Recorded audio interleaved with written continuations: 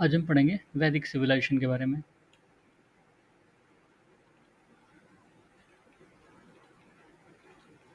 जिसको कभी-कभी वैदिक एज भी बोला जाता है या आर्यन सिविलाइजेशन बोलते हैं।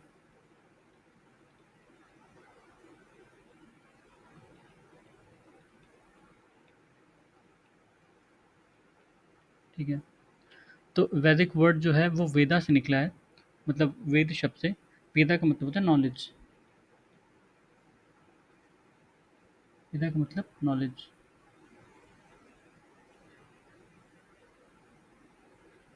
आर्य का मतलब होता है नोबल पर्सन या हाई बॉर्न।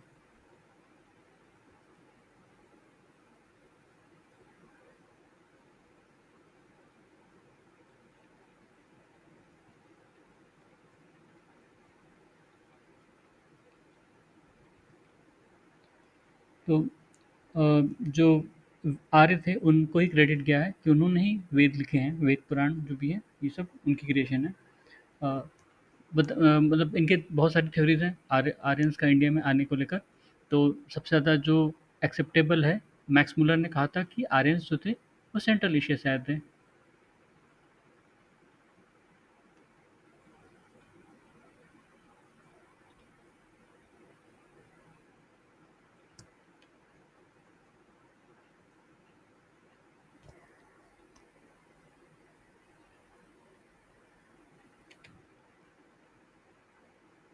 किसने कहा था? Max Muller. Max Muller German Indologist थे। हम्म। इसके अलावा अपने यहाँ जो बाल गंगाधर तिलक जी थे उन्होंने कहा था कि आर्यंस जो थे आर्कटिक या नॉर्थ पोल से आए थे।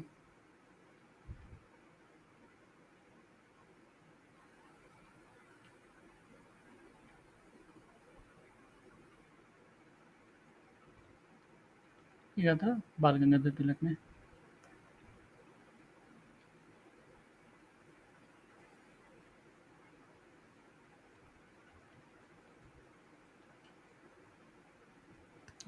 कई सारी थ्योरीज हैं, कई सारी चीज़ें कही गई हैं उनके बारे में, आर्यंस के बारे में।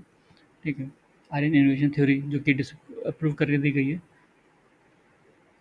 फिर इनका आगमन इंडिया में कह सकते हैं कि 1500 के आसपास हुआ था। जो अर्ली वैदिक था, अर्ली वैदिक को काउंट किया जाता है। अर्ली वैदिक पीरियड, अर्ली वैदिक पीरियड था 1500 बीसी के आसपास। 1500 से 1000 बीसी। 1000 बीसी क्यों इम्पोर्टेंट है? ठीक है, क्योंकि 1000 बीसी में जो लेटर वैदिक है इसके बाद शुरू हुआ। 1000 बीसी से 6।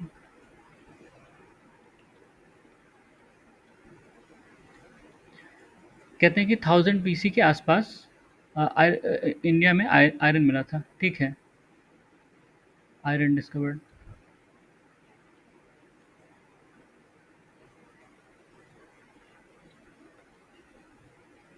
तो इसको ये लोग कहते थे कृष्णा आयास, क्योंकि ब्लैक मेटल होता है ना।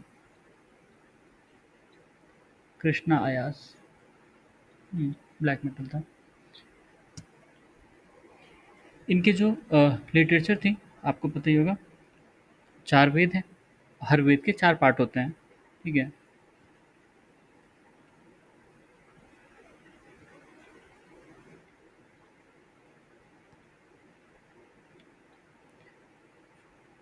4 वेद।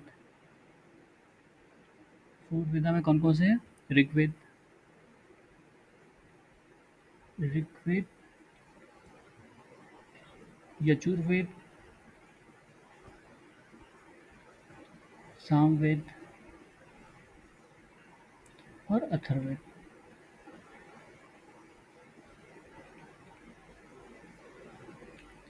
ऋग्वेद, यजुर्वेद, सामवेद, अथर्ववेद, जो ये तीनों थे, इनको कहा जाता था वेदत्रयी।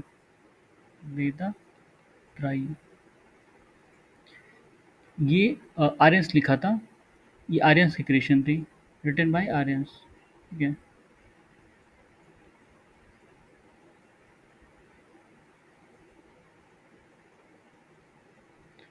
ये नॉन आर्यन द्वारा लिखा गया था।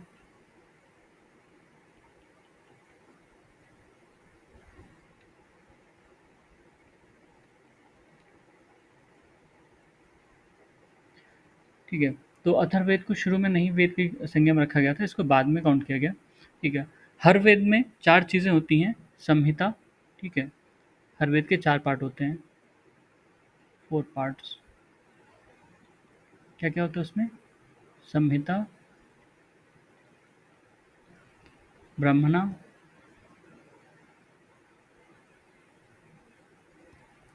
आरण्यका और उपनिषद,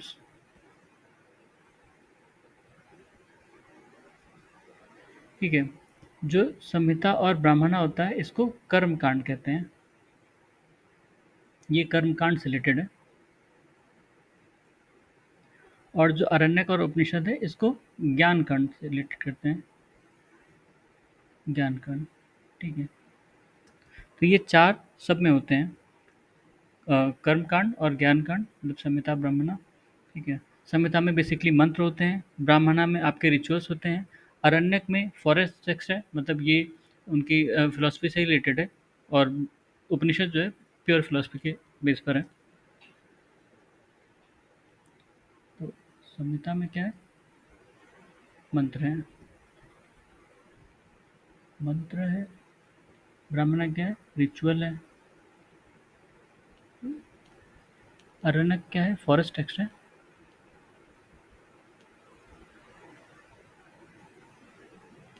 और उपनिषद फिलॉसफी,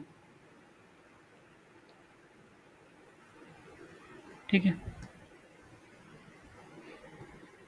ऋग्वेद की बात करें तो उसमें कुछ इंपॉर्टेंट है। ऋग्वेद में क्या क्या इंपॉर्टेंट है?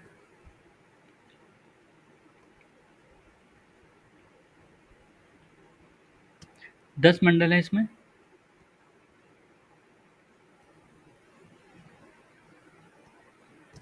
10 मंडल टोटल मिला के 1028 सूक्त या सूक्त जिसको कहते हो, 1028 सूक्त, श्लोक कह सकते हो, और 10,552 ऋचा, ठीक है? ये क्वेश्चन में आ चुके हैं कई बार। और ऋग्वेद में और क्या इंपॉर्टेंट है? इसके जो मंडल हैं, ठीक है, कुछ खास चीज़ें ली गई उसके मंडल से, जैसे गायत्री मंत्र वहाँ पर है। जो थर्ड मंडल है, थर्ड मंडल में इसमें गायत्री मंत्र है।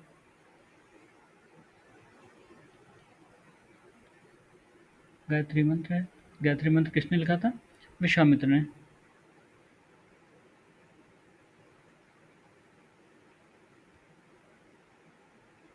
विश्वामित्र, और ये किसको डेडिकेटेड है?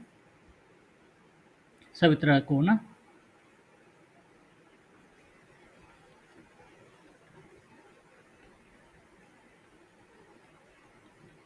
सवित्र जो है, या सवित्रा, सवित्री, आप जो भी कह लो, वो सूर्य के ही एक रूप हैं, ठीक है?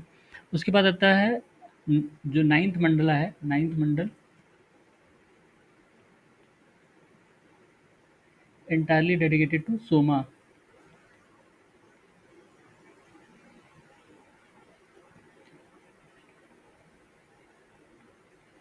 सोमा, सोम एक एक रस भी था जिसको पीते थे, और सोम देवता भी थे, दोनों के लिए ही है।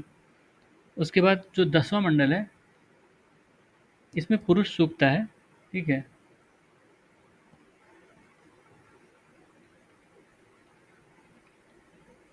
पुरुष सूक्त,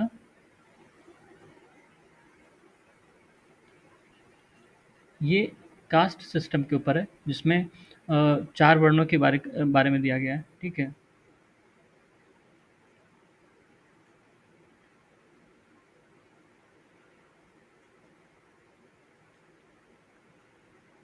इसमें शूद्र सबसे पहली बार इसमें बताया गया शूद्र के बारे में। और ऋग्वेद से जुड़ा एक क्या कहते हैं, 2 ब्राह्मणा है, 2 ब्राह्मणा है, ऐत्रेया, ऋग्वेद से वही लिख देते हैं,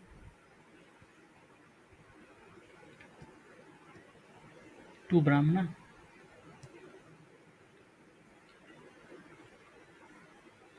कौन-कौन से हैं? ऐत्रेय और कौशितकी।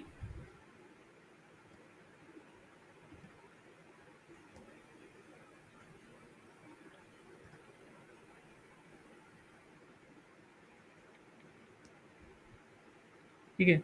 ये दोनों हैं। और जो जो पंडित, प्रीस्ट जो इसको रिसाइट करते हैं, उनको कहते हैं होता या होत्रा, ठीक है?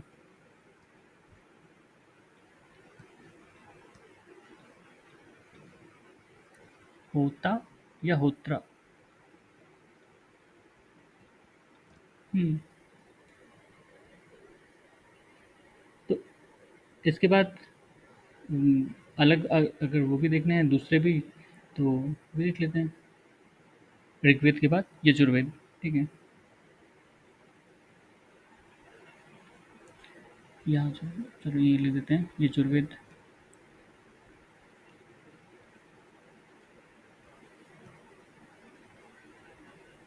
यजुर्वेद में क्या है, 2 पार्ट में है ये। एक शुक्ल यजुर्वेद, शुक्ला यजुर्वेद और कृष्णा यजुर्वेद,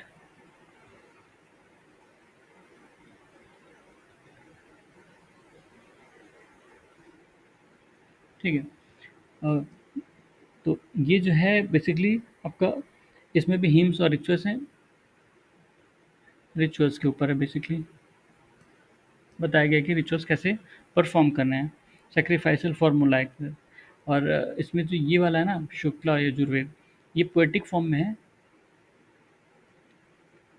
और ये जो है पोएटिक और प्रोज दोनों इसमें।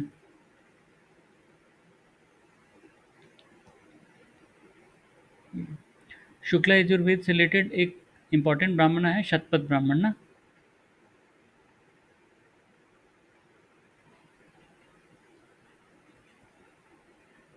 और कृष्णा यजुर्वेद से रिलेटेड तैत्तिरीय ब्राह्मण।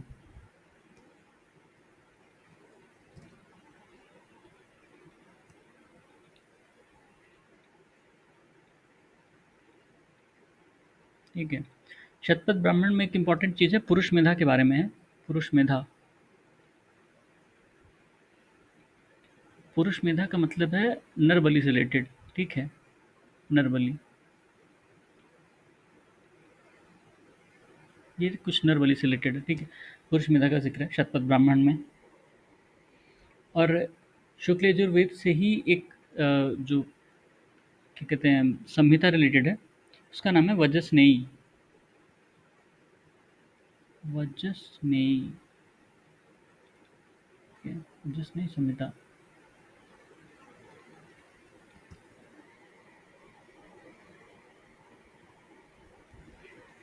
पतंजलि ने कहा था कि जो ऋग्वेद है ना, ऋग्वेद की 21 ब्रांचेस हैं टोटल, मतलब उनके हिसाब से।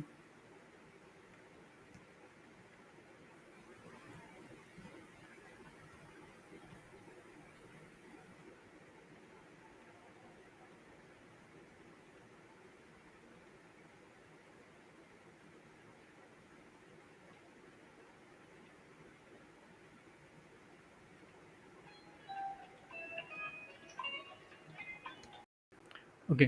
और जो यजुर्वेद में जो ब्राह्मण पंडित होते हैं या प्रीस्ट होते हैं, उनको हम कहते हैं अध्वर्यु। अध्वर्यु। इसके बाद सामवेद।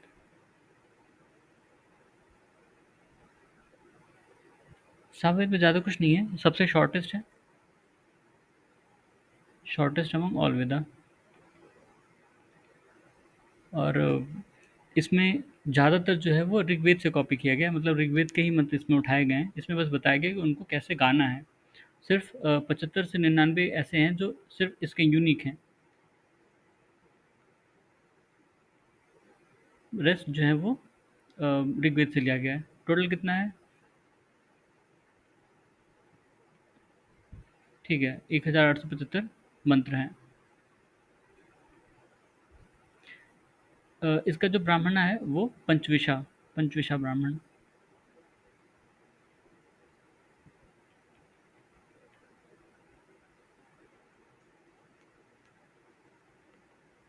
और जो प्रीस्ट इससे एसोसिएटेड होते हैं, उनको कहते हैं उद्गतार।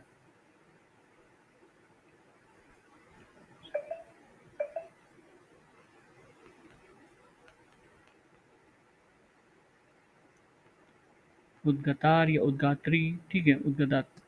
ठीक है, ऐसे ही लिखा रहता है कहीं-कहीं उद्गातार्य, उद्गात्री। ये सामवेद है। यजुर उसके बाद अथर्ववेद।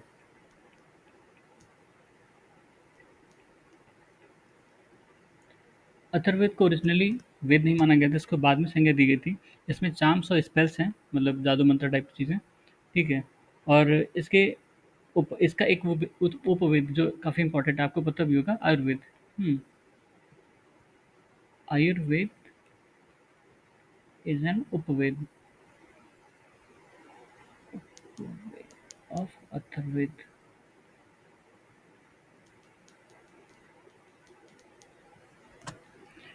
इसको जो अ, इसमें 2 चीज़ें, एक जो ब्राह्मण आया गोपद ब्राह्मण, इससे रिलेटेड है।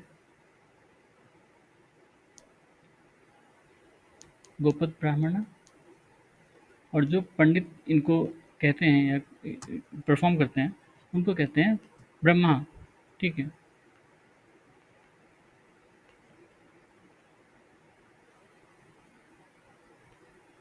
ब्रह्मा, ब्रह्मा प्रीस्ट को कहते हैं।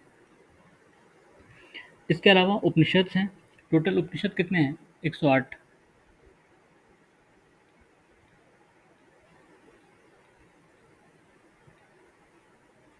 टोटल कितने हैं? 108 उपनिषद। इम्पोर्टेंट कौन-कौन से हैं? एक है Kathopanishad.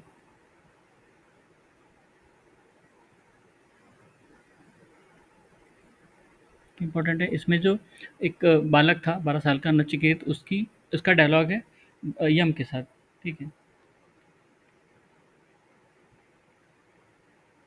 Dialogue between Nachiketa and यम।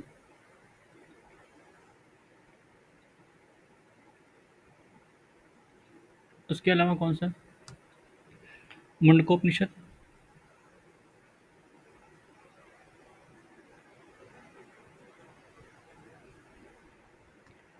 इसमें क्या ख़ास है? सत्यमेव जयते यहीं से लिया गया है, ठीक है?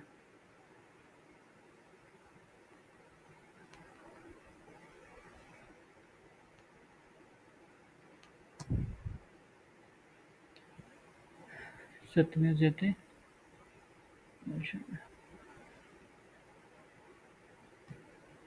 फिर है बृहदारण्यक। बृहदारण्यक।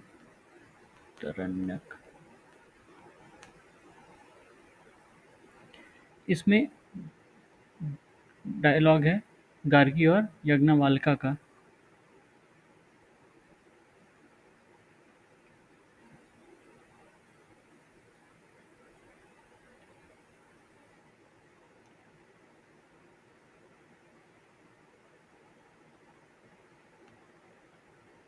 ठीक है, इसको कंपाइल भी यज्ञवल्क्य ने किया था।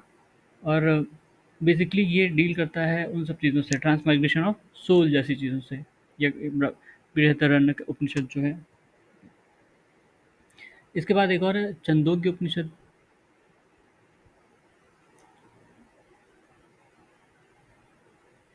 छंदोग्य उपनिषद, इसमें क्या है? ये एक इसमें जबाला की कहानी है, सत्यकाम जबाला।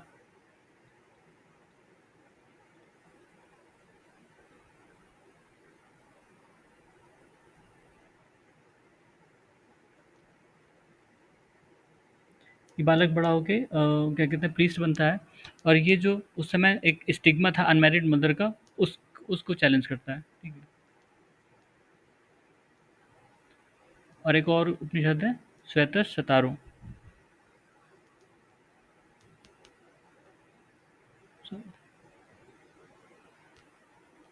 श्वेत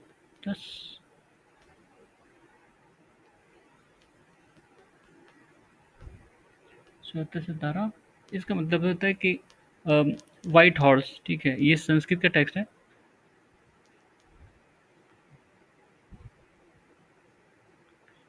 मतलब अगर कहीं क्वेश्चन आया ना कि कौन जिसका मतलब वाइट हॉर्स है किस उपनिषद का, तो यही है, ठीक है? Carried on a white horse. Carried on white horse.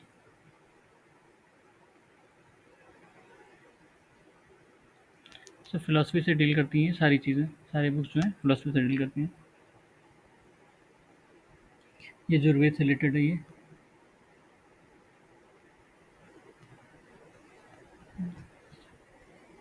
फिर इसके अलावा पुराण है, पुराण में आपने देखा होगा, मत्स्य पुराण, वायु पुराण कई बार सुना होगा। वो सारे पुराण हैं अपने पास, 18 पुराण है। ठीक है।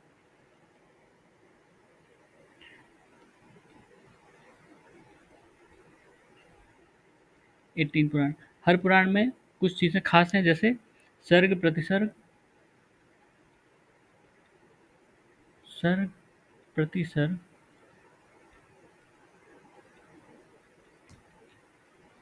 मनवंतारा, रुको, वंश, मनवंतारा, और वंशानुचरित्र।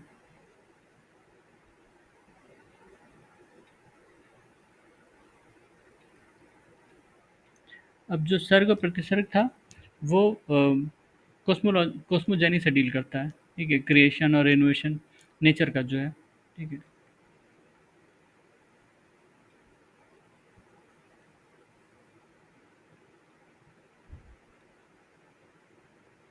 वंश का क्या है, जो गॉड और सेज हैं उनकी हिस्ट्री।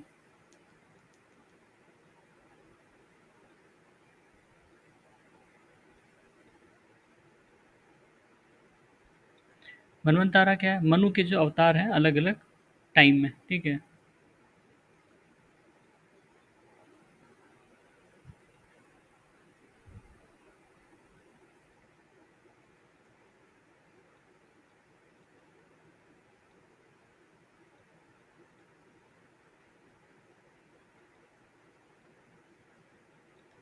और वंशानुचरित, जो किंग्स होते थे उनकी जीनोलॉजी।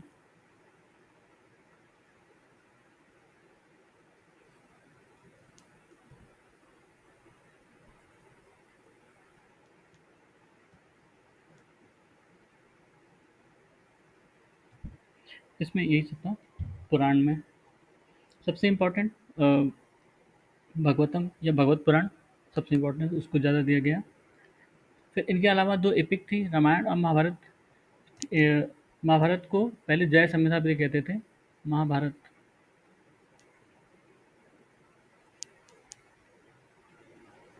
जया और जया संहिता।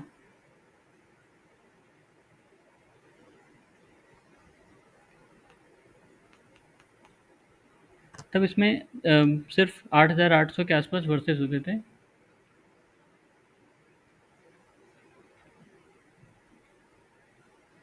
फिर ये बाद में बढ़ के ना 1 लाख हो गए।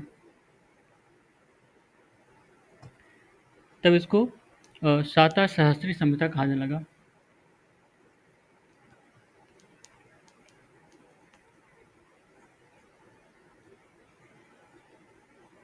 ठीक है, ये सब इतना ही है। बाकी पुराण में कुछ इंपॉर्टेंट, जैसे विष्णु पुराण में मौर्य डायनेस्टी के बारे में है, वायु पुराण में गुप्ता डायनेस्टी के बारे में है, और मत्स्य पुराण में सतवाहना के बारे में है। इसी के नीचे लिख देते हैं। विष्णु पुराण,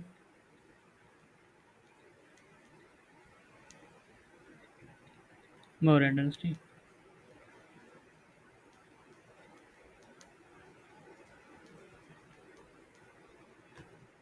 वायु पुराण,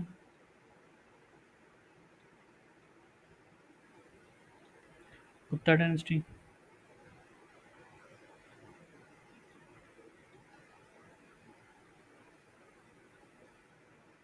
और मत्स्य पुराण,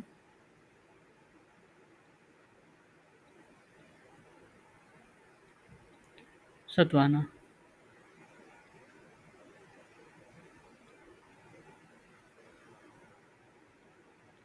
ठीक है, तो ये सब चीज़ें उसमें मेंशन है।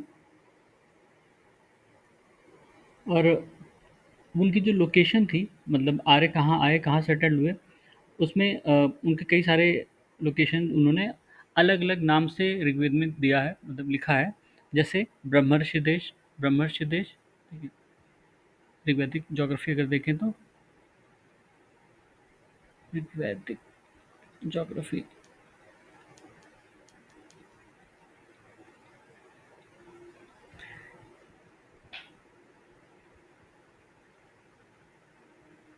ब्रह्मर्षि देश, और क्या था? मध्य देश।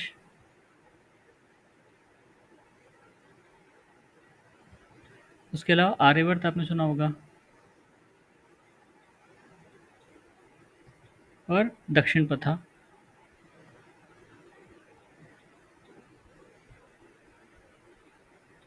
तो ब्रह्मदेश देश क्या था? जो गंगा यमुना दोआब है, उसको कहते थे। गंगा यमुना दोआब। मध्य देश कौन सा? हिमालय और विंध्या के बीच में जो भी था।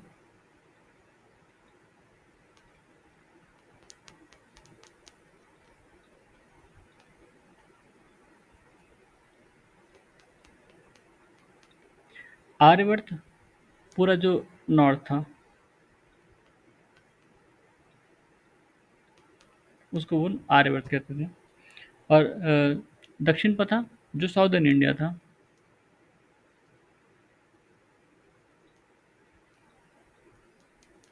ये सब उनकी ज्योग्राफी का हिस्सा, मतलब डिनोट करते थे अलग अलग जगहों को अलग अलग नाम से। ठीक है। तो इन लोगों ने कुछ रिवर्स भी मतलब रिवर्स जो इनके समय पे थी उसका भी मेंशन किया है। पर उस समय के नाम डिफरेंट थे जो अभी के नाम है। तो हम देख लेते हैं कौन कौन से रिवर। तो कुछ रिवर्स जैसे वो वेस्ट से आए थे अफगानिस्तान होते हुए, तो अफगानिस्तान की कुछ नदियों का भी जिक्र उन्होंने किया है। ठीक है, रिवर्स मेंशन है ऋग्वेदा या बाय आर्यंस। रिवर्स रिवर्स कौन कौन सी जो अफगानिस्तान की नदियां हैं पहले देख लेते हैं।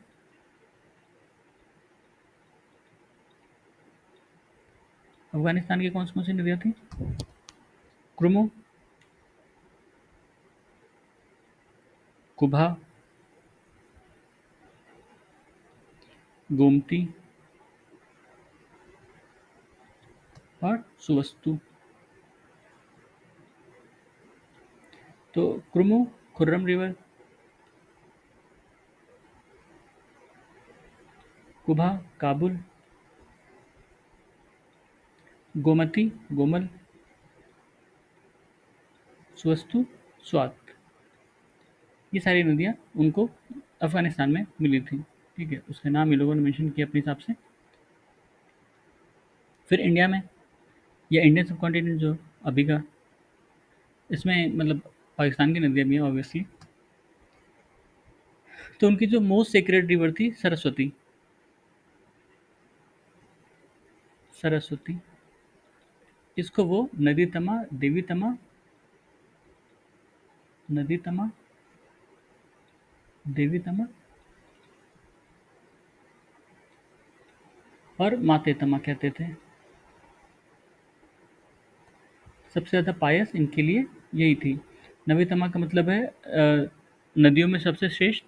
देवी तमा का मतलब देवियों में सबसे श्रेष्ठ। माते तमा माताओं में सबसे श्रेष्ठ सरस्वती नदी। ठीक है, उसके बाद सिंधु या इंडस जिसको हम कहते हैं, उसको कहते थे हिरण्ययी। सबसे ज़्यादा मेंशन की गई है ये। ठीक है, हिरण्ययी ऋग्वेद में सबसे ज़्यादा बार इसका जिक्र आया है, सिंध रिवर का। उसके बाद है विपासा, पुरुषनी, वितासा नहीं सॉरी वितास्ता, शुतुद्री और अस्किनी। विपासा मतलब ब्यास। पुरुषनी या पारुषनी, पारुषनी रावी। वितास्ता झेलम और शतुद्री सतलज और अस्किनी चेनाब। ये सारी नदियाँ सिंधु की ट्रिब्यूटरीज है ना, इंडस की ट्रिब्यूटरीज हैं। ठीक है, इसके अलावा भी कुछ नदियों का जिक्र है जैसे सदानीरा। सदानीरा मतलब गंडक।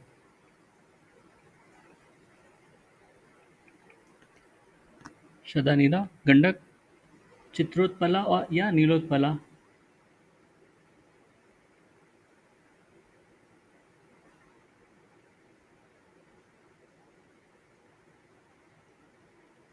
ये कौन से महानदी? ये वो उड़ीसा वाली महानदी नहीं है, ये यूपी में ही कोई नदी थी, महानदी है, उसके बारे में है ये। बाकी यमुना, गंगा और एक नदी थी मरुद्रविधा, तो उन सब का भी ज़िक्र आया है। मरुद्रविधा जो थी वो कश्मीर की एक नदी थी। यमुना का ज़िक्र 3 बार है, गंगा का 1 बार है ऋग्वेद में, ठीक है? और उनका नाम गंगा और यमुना ही था। परुष्णी रिवर से जुड़ा एक बहुत इम्पोर्टेंट किस्सा है, बैटल ऑफ 10 किंग्स, ठीक है? दशराजन्या,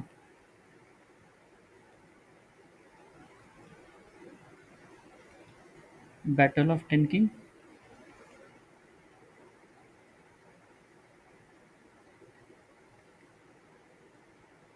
इसमें एक ट्राइब थी भरत, भरत के खिलाफ 10 राजाओं ने लड़ा था, उसमें से 10 में 5 आर्यन थे और 5 नॉन आर्यन थे।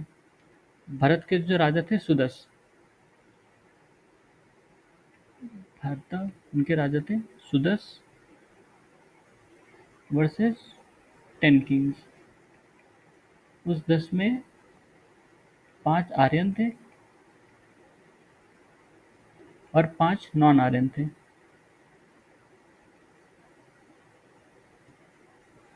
ठीक है? तो इसमें जीते थे सुदस, और उसके जीतने के बाद इन्होंने टाइटल लिया था त्रयोदश, ठीक है?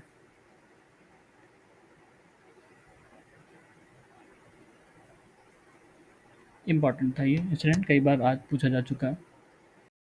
उनके यहाँ जो पॉलिटिकल स्ट्रक्चर था, political structure of Rigvedic society.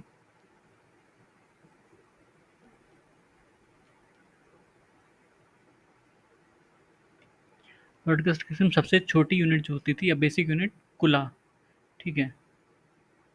कुला मतलब फैमिली। कुल से बड़ी ग्राम, ग्राम से बड़ी विश, और विश से बड़ी जना, जना या गना। तो कुला के जो हेड होते थे कुलापति, ग्राम के हेड ग्रामाणी, विश के हेड विश्यपति, और जना या गना के हेड गणपति, गणपति या जनपति, आप जैसे समझो।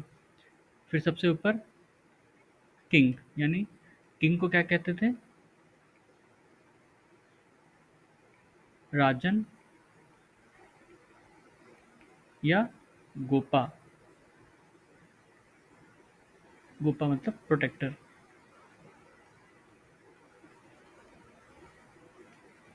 उसमें 3 तरह की असेंबलीज होती थी, सभा, समिति और विधाता। विधाता कहीं कहीं विदत भी लिखा है। सभा समिति को प्रजापति की 2 बेटियां कहा गया है, ठीक है? 2 डॉटर्स ऑफ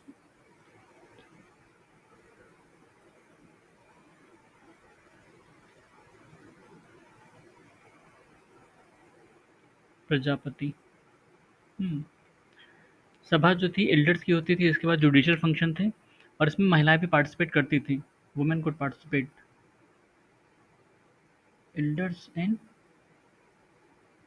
एल्डर्स या एलीट कह सकते हो।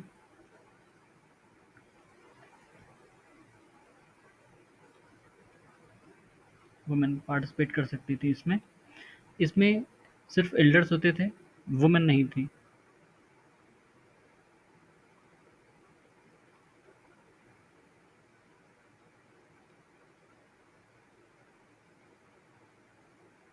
विधाता में भी, विधाता विधाता एक तरह से फैमिली की गैदरिंग होती थी, इसमें वुमेन भी पार्टिसिपेट कर सकती थी, ठीक है? फैमिली के जो एल्डर्स होते थे वुमेन, ठीक है? सभा जो है ऋग्वेद में 8 बार मेंशन्ड है,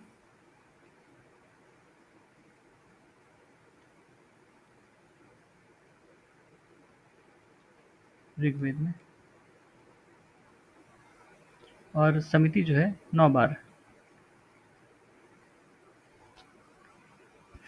इसके अलावा कुछ फंक्शनरीज होते थे, उनके उस समय अलग अलग नाम थे, अलग नाम उनको दिए गए थे, जैसे पुरोहित। पुरोहित मतलब जो प्रीस्ट, रॉयल प्रीस्ट।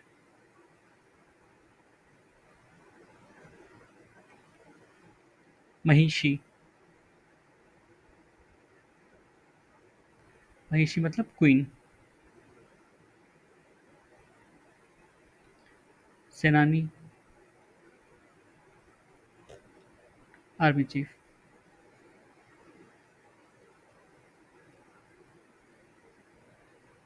और सुता जो चैरिटर होता था।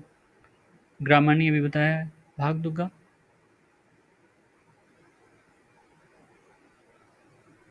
भागदुगा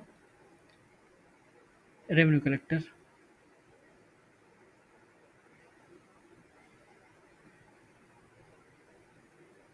उस समय मतलब फिक्स रेवेन्यू नहीं था, दो तरह के रेवेन्यू दिए जाते थे। कौन कौन से? भागा और बाली, बली इसको कहते हैं। टैक्सेस थे।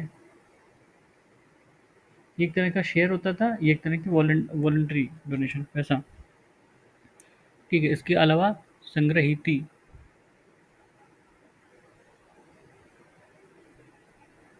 संग्रहीति क्या है? ट्रेजर।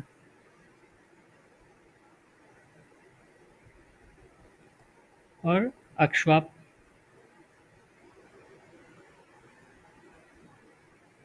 ये कौन था? अकाउंटेंट। फिर पालागल, मैसेंजर।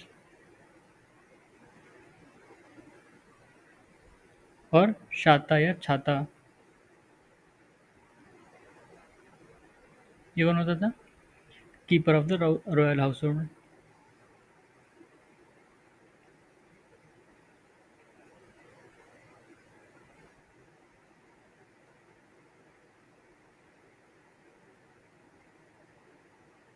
ठीक है, ये सारी चीज़ें थी इनकी पॉलिटिकल इसमें।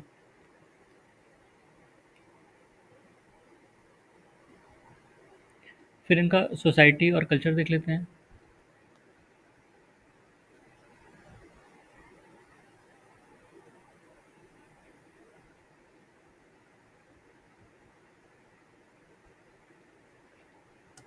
पैट्रियार्कल थी।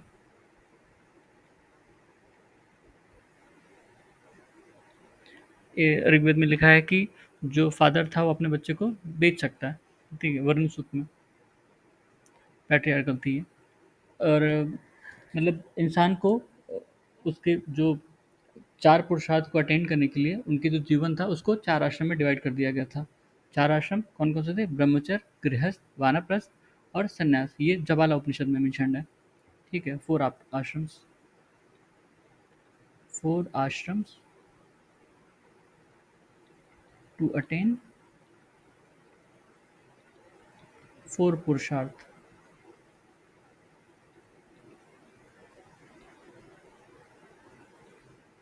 जबाला उपनिषद।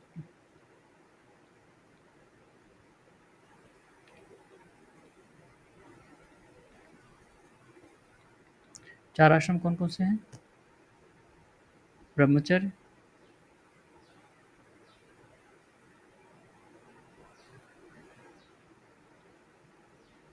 गृहस्थ,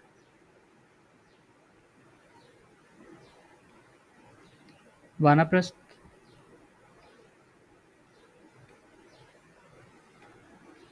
और संन्यास। ये चार। चार पुरुषार्थ कौन कौन से थे? वही धर्म, अर्थ, काम, मोक्ष। धर्म, अर्थ, काम, मोक्ष। इन चारों को अटेंड करने के लिए आपको आश्रम फॉलो करने पड़ते थे। ठीक है, इसके अलावा ये सोसाइटी जो थी पेस्टोरलिस्ट थी। Pastoralist society. इसके अलावा एग्रीकल्चर भी करते थे।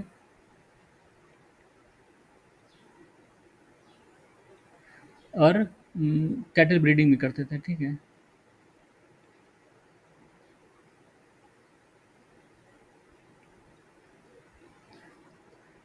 तो जो एग्रीकल्चर करते थे तो उसमें कुछ चीज़ें उगाते थे। क्या क्या उगाते थे? व्रीहि। व्रीहि मतलब राइस। यावा। बार्ले। गोधूमा।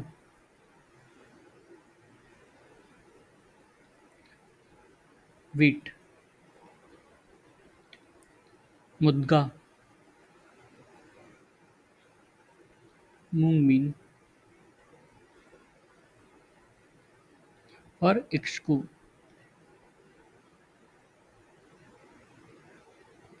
Sugar cane. मतलब और भी चीज़ें उगाते रहेंगे पर इनका मेंशन है तो ये हम लिख दे रहे हैं। क्वेश्चन इनके ऊपर पूछे गए हैं। ठीक है। और जो ट्रेडर्स होते थे उनको कहते थे पनी। पानी। पनी ट्रेडर्स। ठीक है। कोशा जो है ट्रेजरी से रिलेटेड था। कोश। कोशा। ट्रेजरी। ठीक है। आपने गोत्र सुना होगा। गोत्र शब्द। गोत्र का मतलब होता है काउ शेल्टर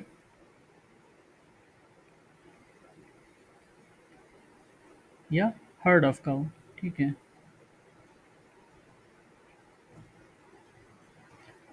नॉर्मली ये जो फैमिली लीनेज होता है उसको डिटरमाइन करने के लिए यूज़ होता है। काऊ जो थी बहुत इंपॉर्टेंट थी इनके लिए। काऊ को कहते थे अघन्या। अघन्या। अघन्या का मतलब not worthy to be killed. Not worthy to be killed. अघन्या। ठीक है। उसके अलावा जो कुछ मेटल्स भी यूज़ करते थे जैसे निष्का। निष्का गोल्ड को कहते थे। गोल्ड। हम्म। एक होता था निष्का ग्रीवा जिसका जिक्र आया है। निष्का। निष्का ग्रीवा। Gold necklace. Gold necklace. Nishka ग्रीवा। ठीक है। उस समय कहते थे कि शुरू में जो स्त्रियाँ स्त्रियाँ अर्ली वैदिक एज में थी उनको काफ़ी फ्रीडम था। उनको पढ़ने लिखने में कोई पाबंदी नहीं थी और हर चीज़ में पार्टिसिपेट भी करती थी। तो उस समय कुछ जो वुमेन सेज थी उन्होंने कुछ ऋग्वेदा में भी कुछ लिखे हैं। ठीक है। ऋग्वेदा और उपनिषद भी लिखे हैं उस समय। ठीक है। तो उनको कहा जाता था ब्रह्मावादिनी।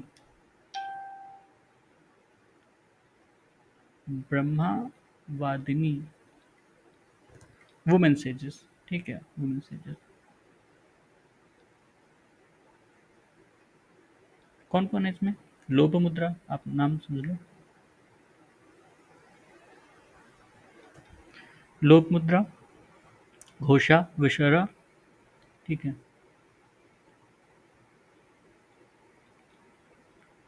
विश्ववरा और सिक्ता। हमने ऊपर गार्गी का जिक्र किया। गार्गी विदुषी थी पर वो ब्रह्मवादिनी नहीं थी मतलब उन्होंने लिखा नहीं है ऐसा कुछ। ऑल्दो उनको नॉलेज थी अच्छी खासी नॉलेज थी। लोपामुद्रा जो थी वो ऋषि अगस्त्य की पत्नी थी।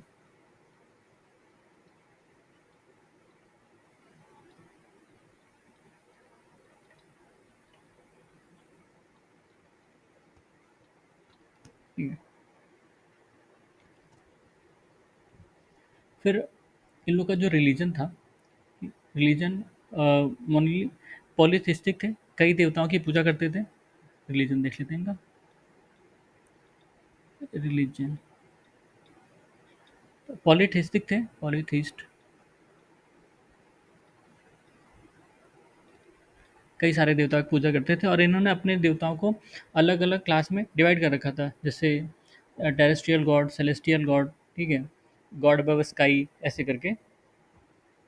तो एक इंस्क्रिप्शन था बोगस कोई का। बोगस कोई इंस्क्रिप्शन।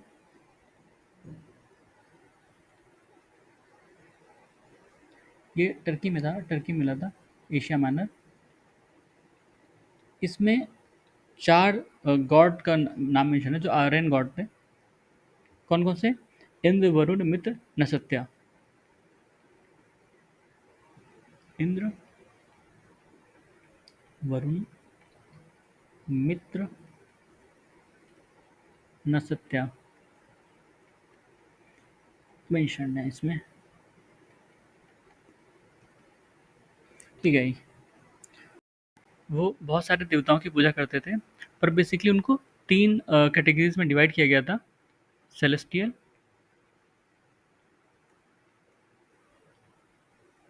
एरियल और टेरेस्ट्रियल। मतलब धरती के देव, आकाश के देव और उसके ऊपर अंतरिक्ष के देव। ठीक है, टेरेस्ट्रियल मतलब अर्थ वाले, और ये स्काई वाले, और ये स्पेस। हम्म। स्पेस गॉड में कौन कौन से थे? इंद्र सबसे पावरफुल, और रुद्र।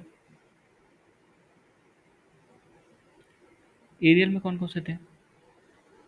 वरुणा, मित्र, ये सूर्य। मित्र भी थे, सूर्य भी है, अलग अलग देवता हैं। और अर्थ गॉड में अग्नि, सोम, बृहस्पति।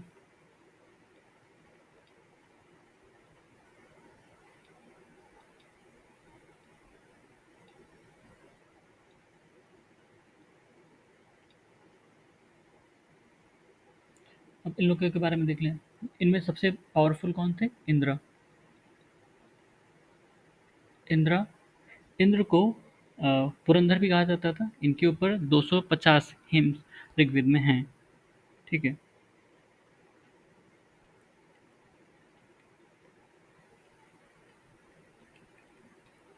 ऋग्वेद, इनको पुरंदर कहा जाता था। पुरंदर मतलब डिस्ट्रॉयर ऑफ फोर्ट।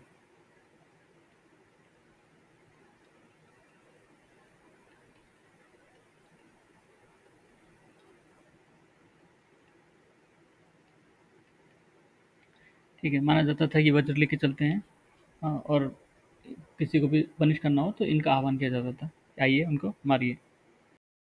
उसके बाद वरुण। वरुण वरुण देवता।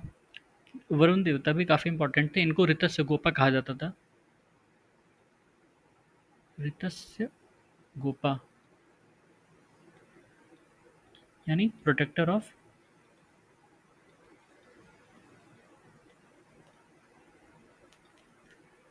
Cosmic order.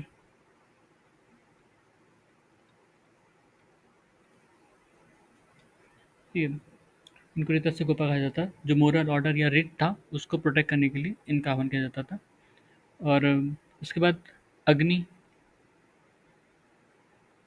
अग्नि के ऊपर करीब 200 हिम्स हैं ऋग्वेद में।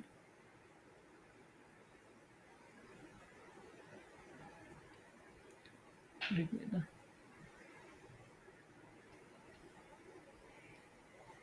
ठीक है।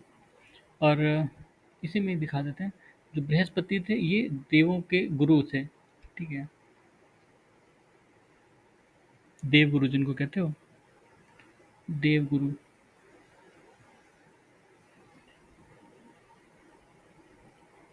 जो अग्नि या नहीं, जो सूर्य थे, सूर्य के 5 फॉर्म हैं। 5 फॉर्म में इनकी पूजा होती थी। कौन-कौन सी? एक तो सूर्य जो है, सन गॉड। दूसरा सावित्री, ये सावित्रा। तीसरा कौन सा था? मित्रा। चौथा विष्णु। और पाँचवा कौन सा? पुषान। पुषान जो है ये कैटल के देवता हैं और शूद्रा के।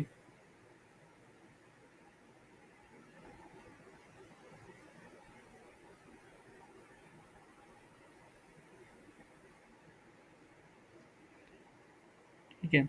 अब इसमें और तो कुछ बताने को नहीं रह गया, सब कुछ हमने देख लिया। बाकी सोम देवता, सोम भी अर्थ गॉड में आते थे, टेरेस्ट्रियल में इसी में सोम आते थे। इनके बारे में 9th मंडल है ऋग्वेद का। हम्म, तो ये था वैदिक सिविलाइजेशन या आर्यन सिविलाइजेशन। सुनने के लिए धन्यवाद।